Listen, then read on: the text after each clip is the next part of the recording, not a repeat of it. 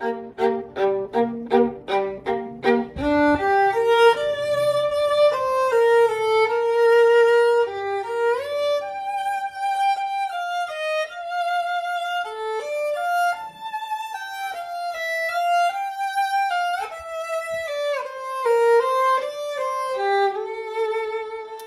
បងប្អូនអញ្ចឹងសម្រាប់យូឡុងដៃខ្ញុំធ្វើការលេងបត់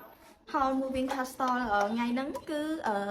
ចាប្រភេទយូឡុងដែលតម្លៃ230យើងចុះនៅ100ជាងចាអញ្ចឹងយូឡុងនេះគឺបងប្អូនអាចយកទៅហាត់មេរៀនឬក៏បត់យកទៅលេងភ្លេងក៏បានដែរត្រឹមកម្រិតហ្នឹងតែបងប្អូនចង់បាន level លើហ្នឹងក៏មានដែរចាគឺយើងមាន300ជាង400ជាង500អញ្ចឹងណាចា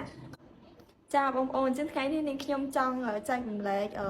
នៅរបៀបនៃការលេងបត់ Hall Moving Castle ចាអញ្ចឹងដំបូងដើម្បីយើងលេងបានពីរសំឡេងហ្នឹងគឺយើងត្រូវការយើងកូតខ្សែលេងខ្សែសនេះចាបន្ទាប់មកយើងកូតកុំតន់អាចចុចដៃឆ្វេងណាយើងរៀនដៃស្ដាំសិនចាយើងកូតខ្សែសចាបន្ទាប់មកយើងកូតខ្សែទៅពីរចាម្ដងទៀត